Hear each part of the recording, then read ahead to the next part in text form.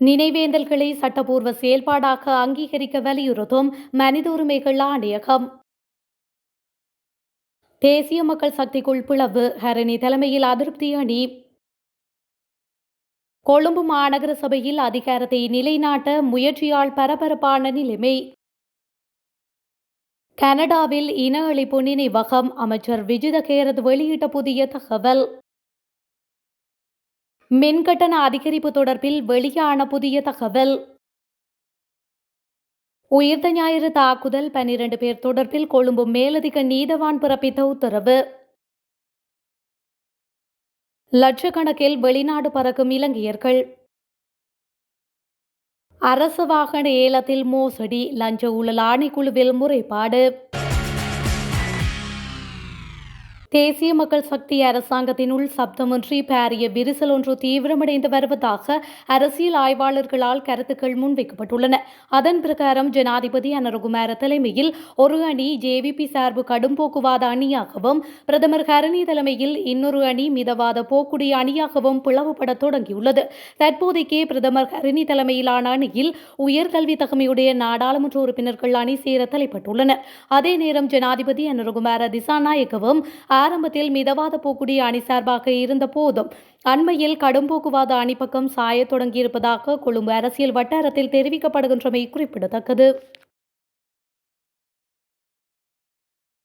இலங்கையின் ஒரு முக்கியமான உள்ளூராட்சி நிறுவனமாக கருதப்படும் கொழும்பு மாநகர சபையில் அதிகாரத்தை கைப்பற்ற அரசியல் கட்சிகள் தங்கள் அதிகபட்ச பலத்தை பயன்படுத்தி வருகின்றன. அரசியல் கட்சிகளின் உறுப்பினர்களை ஈர்க்க ரகசிய பேச்சுவார்த்தைகளும் இந்த நாட்களில் இடம்பெற்று வருகின்றன. அதிகாரத்தை நிலைநாட்டுவதற்காக பல்வேறு சலுகைகள் மற்றும் வசதிகளை உறுதியளித்து எதிர்க்கட்சி உறுப்பினர்களை ஈர்க்க பல கட்சிகள் செயல்பட்டு வருவதாகவும் தெரியவந்துள்ளது. கொழும்பு மாநகர சபையின் மேயர் மற்றும் துணை மேயருக்கான வாக்கெடுப்பு அடுத்த மாதம் 2ஆம் தேதி நடாத்துவதற்கான ஏற்பாடுகள் நடைபெற்று வருகின்றன. தற்போதைய சூழ்நிலையில் இந்த வாக்கெடுப்பு மிகவும் பரபரப்பான திருப்பத்தை ஏற்படுத்தும் என்று அரசியல் வட்டாரங்கள் தெரிவித்துள்ளன. எந்த ஒரு கட்சியும் 50% அதிகமான வாக்குகளை பெறாததால் மேயர் மற்றும் துணை மேயர் பதவிகளுக்கான வேட்பாளர்களை வாக்கெடுப்பு மூலம் தேர்ந்தெடுக்க வேண்டியிருந்தது. கொழும்பு மாநகர சபையின் நிர்வாக அதிகாரம் குறித்து கருத்து தெரிவித்த ஐக்கிய மக்கள் சக்தியின் கொழும்பு மாவட்ட நாடாளுமன்ற உறுப்பினர் முஜிபுர் ரஹ்மான், எதிர்க்கட்சி பெரும்பான்மை உறுப்பினர்களை கொண்டிருப்பதால் ஆட்சி அதிகாரத்தை பெற உரிமை உண்டு என கூறியுள்ளமையும் குறிப்பிடத்தக்கது.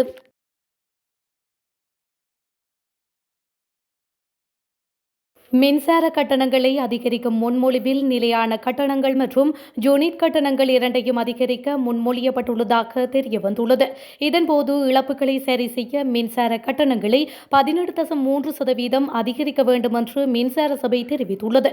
எனினும் பொது பயன்பாடுகள் ஆணைக்குழு இதற்கு இன்னும் ஒப்புதல் அளிக்கவில்லை. ஒப்புதல் அளிக்கப்பட்டால் ஜூன் 1ஆம் தேதி முதல் மின் கட்டண திருத்தம் செயல்படுத்தப்படும் என்றே கூறப்படுகின்றது. இவ்வாறானதொரு பின்னணியில் கடந்த மார்ச் மாதத்துடன் முடிவடைந்த காலாண்டில் மாத்திரம் 18 பில்லியன் ரூபாய்க்கு மேல் இழப்பு ஏற்பட்டுள்ளதாக இலங்கை மின்சார சபை தெரிவித்துள்ளது. இதேவேளை கடந்த 2024ஆம் ஆண்டின் முதல் காலாண்டில் மின்சார சபை 84 பில்லியன் ரூபாய் லாபத்தை ஈட்டியிருந்தமையும் குறிப்பிடத்தக்கது.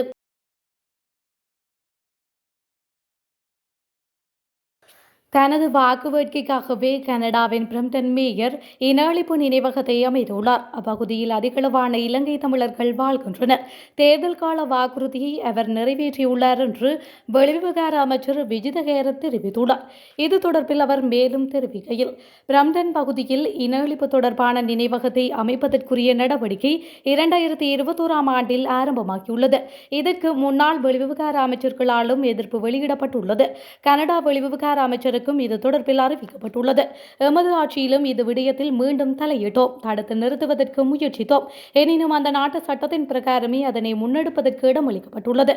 அதேபோல இன அழிப்பு வாரத்திற்கு எதிராக தடை உத்தரவு பெறுவதற்கு கனடாவில் உள்ள அமைப்பொன்று நீதிமன்றத்தை நாடியிருந்தாலும் அந்த கோரிக்கை நிராகரிக்கப்பட்டுள்ளது எனவும் அமைச்சர் குறிப்பிட்டுள்ளார்.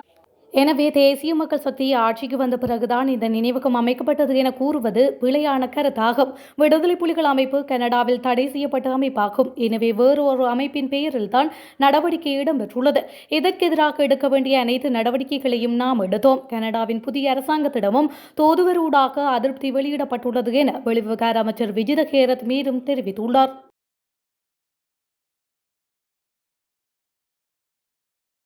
இலங்கையின் வடக்கு மற்றும் கிழக்கில் நடைபெறும் நினைவேந்தல்கள் நிகழ்வுகள் தொடர்பில் குறிப்பாக ICCPR என்ற சர்வதேச சிவில் மற்றும் அரசியல் உரிமைகள் உடன்படிக்கை சட்டத்தின் பிரிவு 3 தொடர்ந்தும் தவறாக பயன்படுத்தப்படுவது குறித்து இலங்கை மனித உரிமைகள் ஆணையகம் தமது கடுமையான அதிருப்தியை வெளிப்படுத்தியுள்ளது. ஆணையகத்தின் பேச்சாளர் மற்றும் ஆராய்ச்சி மற்றும் கண்காணிப்பின் பிரிவின் இயக்குநரான நிகால் சந்திரஸ்ரீ இந்த அதிருப்தியை வெளிப்படுத்தியுள்ளார். வன்முறையை தூண்டுவதை தடுப்பது என்ற போர்வையில் போராட்டங்கள் உட்பட அமைதியான நினைவேந்தல் நிகழ்வுகளில் பங்கேற்போரை கைது செய்வது தொடர்பாக 2024 மே மாதத்தில் பதில் போலீஸ் அதிபருக்கு அதிருப்தி தெரிவிக்கப்பட்டதாக ஆணையகத்தின் பேச்சாளர் நினைவு கூர்ந்துள்ளமையும் குறிப்பிடத்தக்கது.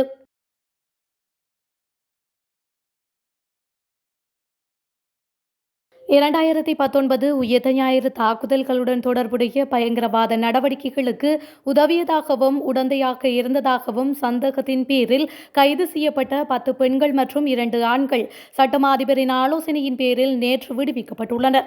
பயங்கரவாத புலனாய்வு பிரிவு அவர்கள் மீது சுமத்தப்பட்டதாக கூறப்படும் விசாரணைகள் முடிவடைந்துள்ளதாக நீதிமன்றத்திற்கு தெரிவித்ததை அடுத்து கொழும்பு மேலதிக நீதவான் பசன் அமரசிங்க அவர்களை விடுதலை செய்ய உத்தரவிட்டுள்ளார். முன்னதாக வழக்கு கோப்பை மறு ஆய்வு செய்த பின்னர் 2025 ஏப்ரல் 9 அன்று சட்டமா அதிபர் குறித்த 12 பேருக்கும் எதிராக மேலும் எந்த சட்ட நடவடிக்கையும் எடுக்க வேண்டாம் என்று அறிவுறுத்தியிருந்தார். இந்த அறிவுறுத்தலின் பேரிலேயே 12 பேரையும் விடுவிக்க அரசு தரப்பு நடவடிக்கை எடுத்திருந்தமை குறிப்பிடத்தக்கது.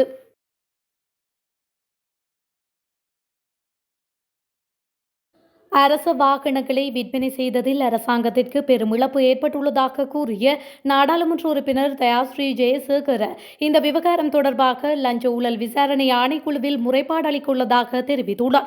கொழும்பில் இன்று நடைபெற்ற செய்தியாளர் சந்திப்பில் உரையாற்றிய போது அவர் மேற்கொண்ட விடயத்தினை கூறியுள்ளார். பொது ஏலத்தில் வாகனங்களை விற்காமல் டெண்டர் நடைமுறையை ஏற்றுக்கொண்டதன் மூலம் அரசாங்கத்திற்கு பெரும் இழப்பு ஏற்பட்டுள்ளதாக அவர் குறிப்பிட்டுள்ளார். இதன்படி பொது ஏலத்தில் வாகனங்கள் விற்கப்பட்டிருந்தால் அரசுக்கு சுமார் 650 முதல் 700 மில்லியன் வரை வருவாய் கிடைத்திருக்கும் என்றும் தயாஸ்ரீ சுட்டிக்காட்டியுள்ளார்.